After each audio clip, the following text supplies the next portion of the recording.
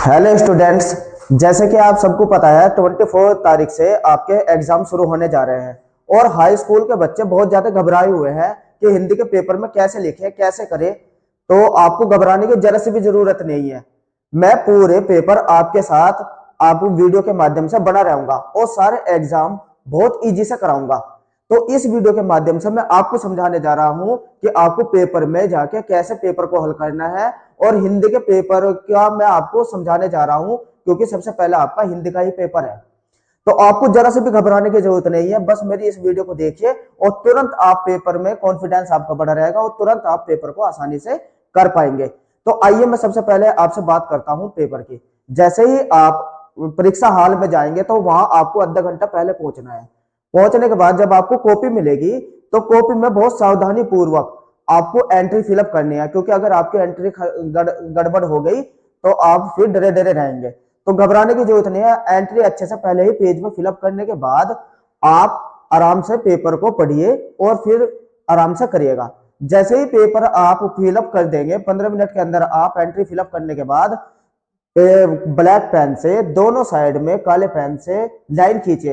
इधर के साइड थोड़ी कम लाइन लेनी है और इधर हल्की सी लाइन मैं दिखाऊंगा, कॉपी में मैंने किया हुआ है।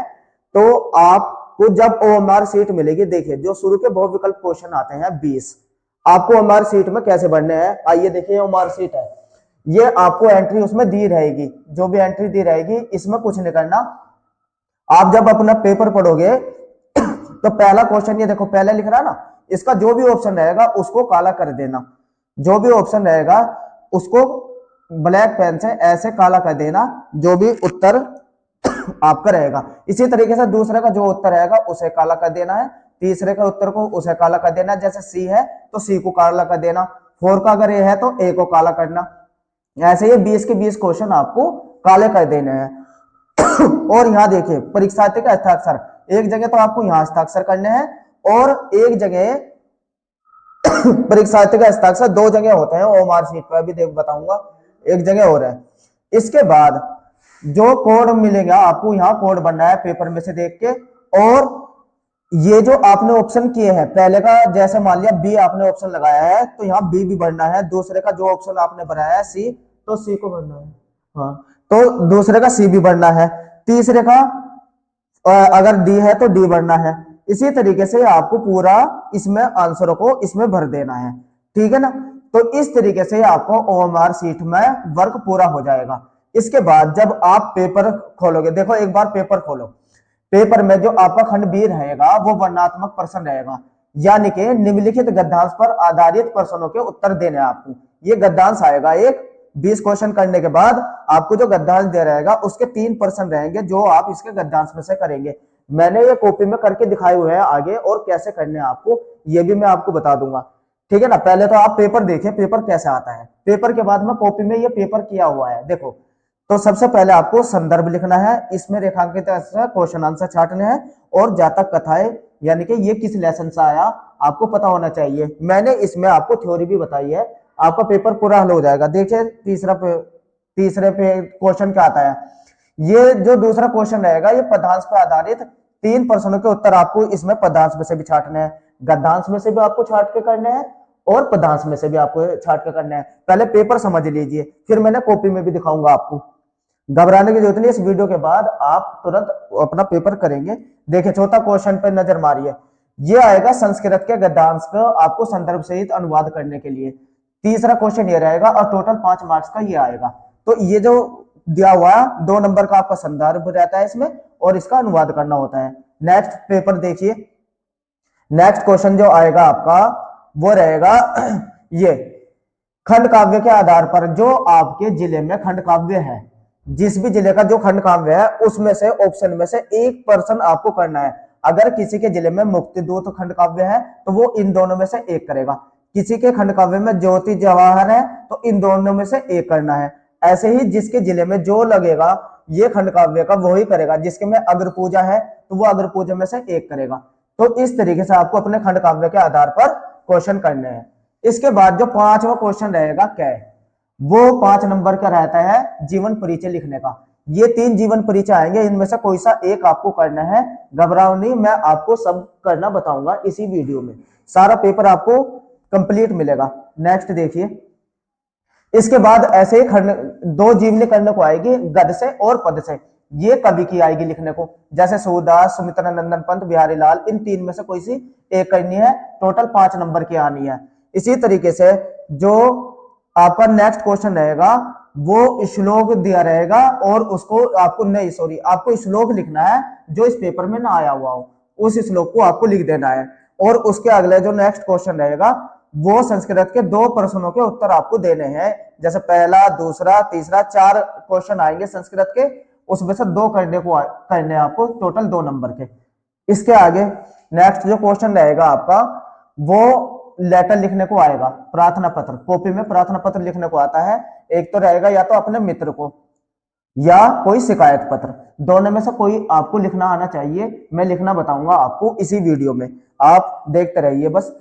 तो इसके बाद वो तो हो गया आपका पेपर। आइए मैं आपको पहले क्वेश्चन पे लेके चलता हूं जो आपको कॉपी में करना है। सबसे पहले आप कॉपी के ऊपर इस तरीके से ब्लैक पेन से खंड बै डालिए और वर्णात्मक प्रश्न लिखिए। तो खंड बै डाल के वर्णात्मक प्रश्न आपको करना है।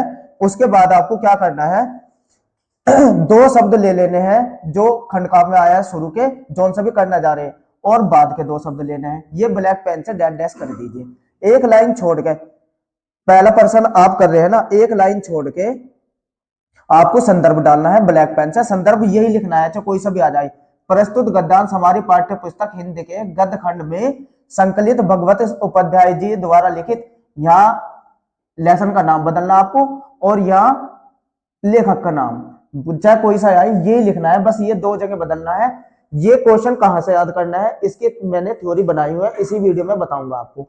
जब आप ये वीडियो कंप्लीट देख लेंगे फिर आपको कुछ याद करने की जरूरत नहीं, बस सारा का सारा आपको इस वीडियो को समझ के चलना है और यही आपके आंसर है। इसके बाद ये पूरा संदर्भ लिखने के बाद एक लाइन छोड़ के आप बै डालेंगे व्याख्या। अब व्याख्या आपको कैसे करनी, कहां से याद करनी, आपको क्या काम करना, जो आपके लेसन है गद्य के उनको लिख ले एक जगह और उसके लेखक को लिख ले। मैंने लिखे हुए हैं, दिखाऊंगा आपको। तो एक बार उस लेसन को एक बार जरूर पढ़ ले, हर एक लेसन को, ताकि जो गद्यांश आया हुआ है आप उसको तुरंत बनाए और एकदम उसकी हिंदी लिख दे। इसमें घबराने की जरूरत नहीं है, बस एक बार गद्यांश पढ़ ले, पहचान कर ले जो आपके बोर्ड में आया है कॉपी में वो कौन सा आया है, बस इतना काम करना है आपको। इसके बाद जो तीसरा क्वेश्चन आपको करना है सह क्वेश्चन, वो आपको उस गद्यांश में से देख के करना है, जैसे कि ये किया। ये आपका पहले पेज का काम हो जाएगा। ये क्या रहेगा, गद्यांश पर आधारित प्रश्न उत्तर। इस तरीके से पहले संदर्भ करना है। अगर किसी के संदर्भ याद नहीं होता तो आप ऐसे भी लिख सकते हैं, पाठ का नाम और लेखक का नाम। यहां पाठ का नाम लिख दो जिससे आया है और यहां लेखक का नाम लिख, ऐसे भी कर सकते हैं आप। तो घबराने की जरूरत नहीं है, चाहे संदर्भ डाल के कर दीजिए चाहे ऐसे कर दीजिए, ठीक है। तो ये पहले पेज पे आपका गद्यांश का उत्तर हो गया। हाँ, एक बात को ध्यान रखना, देखो 2 लाइन से मैंने यहां खींची हुई है ना फीटी से, ये आपको कॉपी में जब एंट्री कर ले, जो आप पे 10 मिनट बचेगी पहले ही खींच के रख ले करीब 8-10 पेज पे, ताकि टाइम बचे। नेक्स्ट दूसरा पेज देखिए। दूसरे पेज पे आपको पदांश पर आधारित प्रश्न उत्तर लिखने हैं। जैसे गद्यांश पे क्या है ना, तो 2 गद्यांश दिए रहेंगे अथवा में, उनमें से दोनों में से आपको एक करना है। तो आपको सबसे पहले क्या करना है, जोन सा भी आप करने जा रहे हैं उस गद्यांश के शुरू के 2 शब्द ब्लैक पेन से और 2 बाद में नीचे के ये शब्द डाल देना और डैश डैश, ताकि एग्जाम में जो आपकी कॉपी चेक करे वो अच्छे से देखे। फिर एक लाइन छोड़ के आपको जैसे नंबर 1 कर रहे हैं पदांश का, संदर्भ डाल देना है। संदर्भ, इसका संदर्भ थोड़ा अलग तरीके से लिखा जाएगा गद्य से अलग, क्योंकि इसमें आपको 3 चीज देनी होती है। देखो कौन कौन सी, प्रस्तुत पदांश, एक तो आपको कवि का नाम लिखना होता है, जैसे कि वो तुलसीदास से आया था।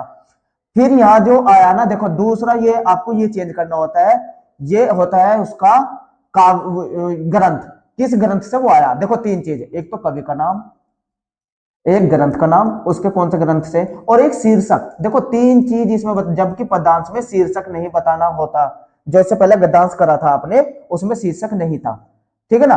तो देखो इसमें 3 चीज है, ये हो गया तुलसीदास का ग्रंथ और ये हो गया उसका वन पथ पर, ये होगी उसकी कविता शीर्षक यानी कि। तो देखो 3 चीज आई ना, 1 2 3, तो ये 3 चीज डालनी है आपको। प्रस्तुत पद्यांश गोस्वामी तुलसीदास द्वारा रचित कवितावली से हमारी पाठ्य पुस्तक हिंदी के काव्य खंड में संकलित वन पथ पर शीर्षक कविता से अवतरित है। ठीक है ना। अब रही इसकी व्याख्या। देखो व्याख्या आपको करनी कैसे है, आप मॉडल से करना स्टार्ट कर देते हैं, लेकिन समय कम है, आप वहां से भी कर सकते हैं, लेकिन मैं नहीं कहता। अगर जरा सा भी आपके पास समय है तो आप जैसे कि पहले ही जो लेसन है हाई स्कूल में सूरदास जी का है, तो उसको एक दौरे से सबको एक बार हिंदी पढ़िए, 2-3 बार उसको पढ़िए, तो आपके दिमाग में सीरियल से कहानी सी बैठ जाएगी कि क्या चल रही है। और उसके बाद आप जो पदांश है फिर उसको एक बार पढ़िए, फिर उसकी हिंदी आपकी समझ में आ जाएगी ये कह रहा है। इस तरीके से आपको ये कवर करना है, पहले ही दूसरे और तीसरे लेसन तक का, 3 या 4 लेसन तक का आप करिए इस तरीके से। लेकिन ये नहीं कि बस कहीं से पढ़ लिया फिर दूसरा कहीं से पढ़ लिया, सीरियल से चलिए, सीरियल से चलेगा, 1-2 बार पढ़िए, इतना समय निकालिए और तुरंत आपको पद्यांश का भी हो जाएगा और दूसरे पेज पे ये पद्यांश आ जाएगा। जो तीसरा है वो तीसरा क्वेश्चन आपको पद्यांश में से ही छांटने को मिलेगा। इस तरीके से ये आपका पद्यांश का भी पूरा हो जाएगा, 2 पेज का आपका काम पूरा हो गया। तीसरे पेज पे चलते हैं। तीसरे पेज पे आपको कॉपी में क्या करना है, उत्तर नंबर 3 करने जा रहे हैं आप, संस्कृत का अनुवाद। ये क्या करना है, ये भी 2 दिए रहेंगे अथवा में, तो 2 में से 1 करेंगे ना, इसलिए जोन सा भी आप करने जा रहे हैं उसके शुरू के 2 वर्ड यहां लिखिए ब्लैक पेन से और डैश डैश करके लास्ट के 2 वर्ड यहां लिखिए। ठीक है ना। उसके बाद आपको संदर्भ डालना है। संदर्भ में इसमें आपको लेखक का नाम नहीं लिखना होता, इसके संदर्भ में सिर्फ ये बताना होता है कि ये कौन से लेसन से आया। ये बताने का मैंने एक तरीका आगे नोट्स में बताया हुआ, आप तुरंत उनसे 2-3 शब्द लिखे, उन शब्दों से पहचान लेंगे। संदर्भ देखिए, सबसे पहले तो आपको संदर्भ ही ठीक करना पड़ेगा। अगर ये गलत कर दिया तो एग्जामिनर समझ जाएगा कि जब बच्चे को यही नहीं पता है कौन से लेसन से आया तो अनुवाद गलत क्या होगा। तो आपको सबसे पहले संदर्भ ही ठीक करना है, 2 नंबर तो इसी के मिलने हैं आपको। तो ये कैसे ठीक करेंगे, इसके लिए मैंने एक आपके लिए तरीका बनाया हुआ है, वो भी देख लीजिएगा। अब रही अनुवाद की बात।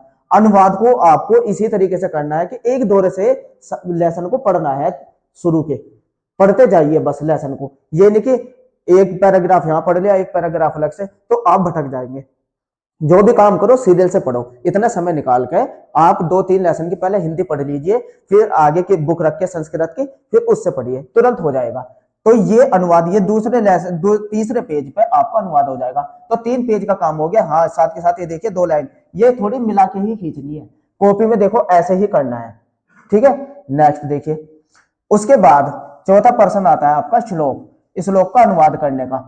ये भी कैसे करना है, पहले संदर्भ देना है, इसमें भी आपको किसी लेखक का नाम नहीं देना होता, यही श्लोक लिख दीजिए, प्रस्तुत श्लोक हमारी पाठ्य पुस्तक हिंदी के संस्कृत खंड के जिस भी लेसन से आया, बस यहाँ लेसन का नाम बदलिए और पाठ से अवतरित है, इतना संदर्भ। फिर इसमें एक बात का ध्यान रखना, प्रसंग जरूर देना होता है। बहुत से बच्चे प्रसंग नहीं लिखते, उनको पूछा था है नहीं क्यों लिखे, लिखना है कि इसमें सिकंदर और पुरुषराज के संवादों के द्वारा वेता को परिभाषित किया है, उस श्लोक में क्या बताया है, ये प्रसंग में आप डालना है और फिर उसका अनुवाद कर देना है। अनुवाद भी किसका करना है ये मैं आपको आगे नोट्स में बताऊंगा, ये सारे करने का तरीका बताऊंगा आपको कि कैसे करना है, याद कैसे करना है। पहले कॉपी में करने का तरीका देख लीजिए। तो इस तरीके से श्लोक आधे पेज पे आ जाएगा आपके, चौथे नंबर पेज पे, और बीच में 2 लाइन खींच के जब ये पूरा हो जाए, बीच में काले पेन से जब भी प्रश्न पूरा होता जाए 2 लाइन से खींचता है। देखो 3 पूरा हो गए थे ना, तो चौथा क्वेश्चन जब करेंगे तो 2 लाइन से पूरा कर देंगे। 5वां, हाँ 5वें प्रश्न पे देखिए, खंड काव्य। ये जिस भी खंड काव्य का आप करने जा रहे हैं, जैसे मान लिया मैंने जय सुभाष का करके दिखाया, आपके जिले में जो भी रहेगा खंड काव्य का, आप उसका चरित्र चित्रण करना।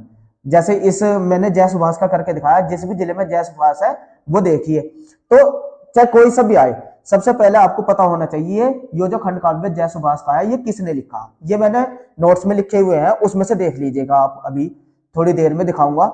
ये यहाँ उसका नाम लिखिए जिसने ये लिखा है खंड काव्य, और यहाँ उसका नाम लिखिए जिसका आप लिखने जा रहे हैं। बाकी सब में यही लिखिए, यही याद कर लो कि श्री विनोद चंद्र जिसका नाम है द्वारा रचित, यहाँ बदल दीजिए, खंड काव्य का कथनक बहुत ही रोचक और मार्मिक है, सब में यही लाइन लिखनी है आपको। यह है, ये बदलिए फिर, के व्यक्तित्व आदर्श गुणों का परिचय प्रदान करने वाली एक सुंदर रचना है, इनके चरित्र की निम्नलिखित विशेषता है।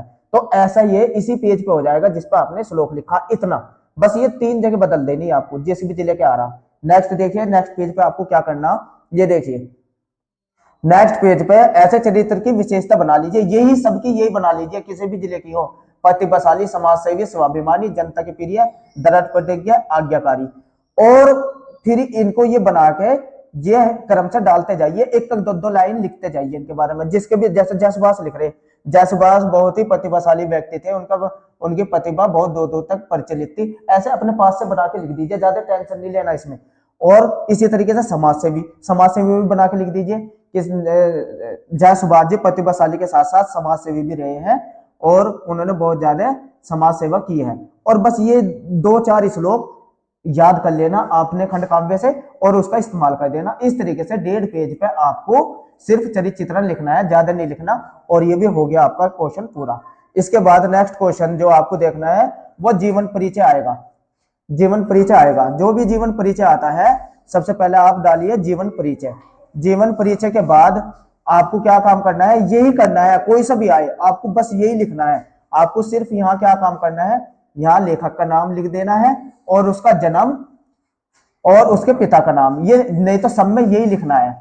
और यहाँ उनकी 1-2 रचनाएं का नाम लिख देना है जिसकी भी जीवन परिचय आपको याद किया हुआ है। लेकिन याद नहीं करना, सिर्फ सब में यही चलेगा। जीवन परिचय होता क्या है, जीवन परिचय में आपको सिर्फ ये लिखना होता है उनकी थोड़ी सी बढ़ाई करके लिखिए और तुरंत कहते जाइए। देखिए कोई सा भी आए, हिंदी जगत के प्रसिद्ध लेखक, रचनाकार, चौमुखी प्रतिभा के धनी, जौन से भी करने बस ये बदलिए, उसका नाम यहाँ लिखिए। का जन्म, यहाँ जन्म लिख दीजिए। मैं जिस सन में हुआ था, इनके पिता का नाम, यहाँ पिता का नाम लिख दीजिए। बचपन से इन्हें पढ़ने का शौक था और ये हिंदी, उर्दू, अंग्रेजी, फारसी भाषा का ज्ञान था। ये सब में यही लाइन लिखिए, चाहे किसी का भी आए को सबसे। अब फिर यहाँ उनका फिर नाम लिख के एक बार और जिसका लिख रहे वो सबसे अधिक ख्याति निबंधकार के रूप में मिली। या उनकी 2-3 रचनाएं का नाम लिखिए, रचना अलग से लिख लीजिए, मैं बताऊंगा कैसे करना है। सब में यही लिखिए बस आप कि इनकी प्रसिद्ध रचनाएं है, कम से कम शब्दों में, भाव में। ये पूरा करने के बाद ये जीवन परिचय पूरा हो जाएगा। फिर यहाँ रचना इसके डालिए, रचनाएं, निबंध जो उन्होंने लिखे 1-2 लिख दीजिए, कहानी जो 1-2 लिखी भी लिख दीजिए, उपन्यास 1-2 ये लिख दीजिए। तो यही सब में चल जाएगा। बस आपको 2-3 जगह लाइन बदल देनी है, ये जो सा आप करने जा रहे हैं। अलग अलग जीवन परिचय याद करने की जरूरत नहीं है। आगे देखिए, यहाँ साहित्य में स्थान, सब में यही लिखिए, बस किसी का भी आए बस यहाँ नाम डाल के जिसका आप लिख रहे हैं ने हिंदी साहित्य में अपनी अलग ही पहचान बनाई है, उन्हें अपनी रचनाओं के माध्यम से हिंदी साहित्य के शब्दकोश को बढ़ाया है। इस तरीके से आपकी ये जीवन परिचय हो जाएगा। जैसे ये जीवन परिचय किया है ऐसे ही काव्य का एक जीवन परिचय काव्य का भी करना है, वो भी 1.25 या 1.5 पेज पर आपको कर देना है। ज्यादा टेंशन नहीं लेनी, 5 नंबर के आता है ये, बस यही करके लिख दीजिए, बना के लिख दीजिए बस। जन्म, मृत्यु, माता पिता, रचनाएं, ये ठीक होनी चाहिए, ठीक है। काव्य के भी एक काव्य का रख दीजिए। इसके बाद जो क्वेश्चन आएगा, दो जीवन परिचय करने के बाद आपको श्लोक लिखने को आएगा। तो श्लोक जो भी आपने याद किया हुआ है, जो पेपर में ना आया हुआ हो, 2 श्लोक याद कर लीजिए आप कोई से भी, उसको ऐसे कर दीजिए और वो श्लोक भी आपका पूरा हो जाएगा। इसके बाद प्रश्न 8 में 2 संस्कृत के उत्तर लिखने को आएंगे। ये आपने लिख दिए, ये भी आपका पूरा हो जाएगा। ऑनलाइन खींच दीजिए। इसके बाद आपको शिकायत पत्र लिखने को आएगा। शिकायत पत्र लिखिए। सबसे पहले जिसको लिखने जा रहे उसका शिकायत पत्र यहाँ लिखिए। शिकायत पत्र कौन सा लिखने जा रहे, और सबसे पहले सेवा में ये डाल के एड्रेस जिसको लिखने जा रहे, विषय लिख दीजिए जिस विषय पे लिखने जा रहे, और मान्यवर डाल के यहाँ थोड़ा सा अपने बारे में बता के और शिकायत लिख दीजिए, ठीक है ना। और आखिर में ये लाइन डाल के, धन्यवाद डाल के, दिनांक डाल के और भविष्य डाल के पूरा कर दीजिए। इसके बाद आपको जो थोड़ा सा कहां से मैं बता देता हूं, संदर्भ जैसे ही आपको याद करना है, वो देखिए कहां से याद करना है। ये ऐसे आप अपने संदर्भ के लिए आप ऐसे स्ट्रेटेजी बनाइए। संदर्भ सहित व्याख्या जो तीसरा क्वेश्चन आप करेंगे, सबसे पहले लेसन का नाम ये नोट कर लीजिए। आपके लेसन में ये 7 लेसन है और ये उनके राइटर के नाम होगी, तो यहां से ही आप याद कर लीजिए। जिस भी लेसन से वो गद्दा आ जाएगा, यहां से देख के आप संदर्भ लिख दीजिए, ठीक है ना। ये रहा संदर्भ मैंने लिखा हुआ है, प्रस्तुत गद्दावरा और हमारी पाठ्य पुस्तक हिंदी के। बस यहाँ आपको लेखक का नाम लिखना और यहाँ जिससे आया उसका नाम लिख देना, अथवा आप ऐसे भी लिख सकते हैं पाठ का नाम और लेखक का नाम डाल देना। तो लेकिन ये रे आपके साथ जो है, ठीक है ना, इसे लिख लीजिए एक बार। नेक्स्ट देखिए, नेक्स्ट आपको इसी तरीके से काव्य में करने हैं, इसी तरीके से आपको काव्य में कर देना है। काव्य के भी देखिए, ये रहा काव्य की भी आपको ऐसे ही लिख देना है। देखिए काव्य में आपको तीन चीजें ये रही, यहां से ही कर लीजिएगा। काव्य में देखिए ये रहे, काव्य में आपके 5 लेसन है। लेसन जैसे ये हो गया उसका शीर्षक, और ये हो गया उसका ग्रंथ, और ये हो गया उसका रेखा। देखो 3 चीज है। तो ये धनुष भंग में ये रहा, वन पथ पर भी है और इस पे धनुष भंग भी है, और ये कवितावली से है वन पथ पर, और ये रामचरित मानस से है। ये बात का ध्यान रखना। तीसरा सवैये भक्ति चीटी, ये कर दीजिएगा। तो ये आपका संदर्भ में काम आएगा, कौन से में, पदांश के। नेक्स्ट आपको अगर करना है अब संस्कृत के लेसनों को, तो देखिए संस्कृत के लेसन कैसे होने हैं। ये देखिए ये संस्कृत के मैंने कुछ लेसन लिखे हुए हैं। नहीं ये तो वही अभी काव्य का संदर्भ ये रहा, एक बार इसे नोट कर लीजिए और यहां से भी हो जाएगा। नेक्स्ट देखिए, नेक्स्ट में बस आपको क्या काम करना है, इसके बाद काव्यागत सौंदर्य भी आपको लिखना होता है। यही काव्यागत सौंदर्य लिख दीजिए, चाहे किसी का भी आए। अब जो व्याख्या कर रहे हैं काव्यागत सौंदर्य अगर पूछेगा तो ये काव्यागत सौंदर्य चलेगा संदर्भ सहित व्याख्या में। बस यहाँ उस भगवान का नाम लिखिए जिस भगवान का चल रहा है, और बस भाषा लिख देनी, शैली ये लिखनी, सब में रस ये लिख देने, गुण यही और छंद यही, सबके लिए काव्यागत शैली यही रहेगी। ठीक है ना।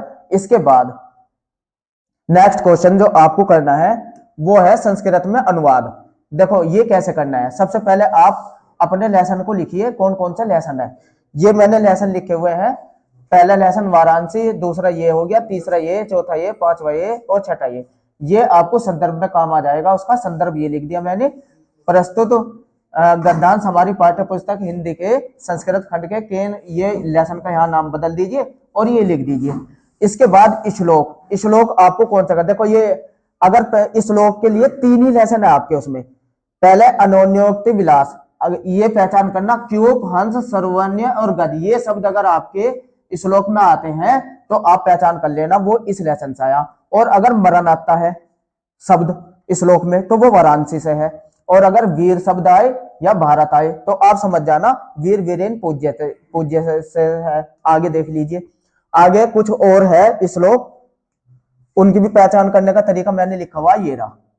अगर वो आता है भारतीय संस्कृति से, भारतीय संस्कृति से आता है तो सर्वे भवंतु शब्द रहेगा, तो आप पहचान कर लेना सर्वे इससे आया है। और अगर आता है छंदोन उपनिषद से तो इन शब्दों से पहचान कर लेना। तो ये शब्द पहचान करना है किस श्लोक से आपका आया, और संदर्भ ये रहा। प्रस्तुत श्लोक हमारी पाठ्य पुस्तक हिंदी के संस्कृत खंड के जिससे भी आया वो लिख दीजिए, और पाठ से उद्धृत है। इसके बाद ये देखिए, बस ये खंड काव्य में मैंने ये लिखा हुआ, ये नोट कर लीजिए कि ये खंड काव्य में ये देख लीजिए कि अगर वो करमवीर भारत से आया तो ये उसके लेखक है, मातृभूमि के लेखक ये है, मेवाड़ के ये है, और ये लेखक के नाम मैंने लिखे हुए, नोट कर लीजिए जो भी आपके खंड काव्य का है। मैंने जय सुभाष का इसमें करके दिखाया आपको, ये बस वही करना है आपको। नेक्स्ट देखिए, इसमें आपको खंड काव्य में करना कैसे है ये देखिए, बस यही लिखना आपको सब में। किसी का भी खंड काव्य का आप करना जा रहे हैं बस यही लिखिए, या उस लेखक का नाम लिखिए जिसने वो खंड काव्य लिखा, और यहाँ नायक का नाम लिख दीजिए जिसका नायक आपका करना चाह रहे हैं। जैसे जय सुभाष है या जौन सा भी, गांधी हो तो गांधी लिखिए, जो भी हो। तो यहाँ ये बस सब में ये लिखना, और सबके हेडिंग ये रहेगी। बस अपने पास से बना के 1-2 श्लोक इनके बीच में लिख देना, ये आपका खंड काव्य भी पूरा हो जाएगा। इसके बाद देखो मैंने आपको बताया था जीवन परिचय कैसे याद करना, वो देखो जीवन परिचय वही चल जाएगा जो मैंने आपका कराया हुआ। बस जैसे ये हेडिंग 2-4 के ऐसे लिखे, जैसे जयशंकर प्रसाद जी के बारे में जन्म आपको पता हो, जन्म स्थान पता हो, पिता का नाम पता हो, माता का नाम हो तो वो भी पता हो, मृत्यु कौन से सन हुई और भाषा उनकी कौन सी थी, ये उनकी रचनाएं।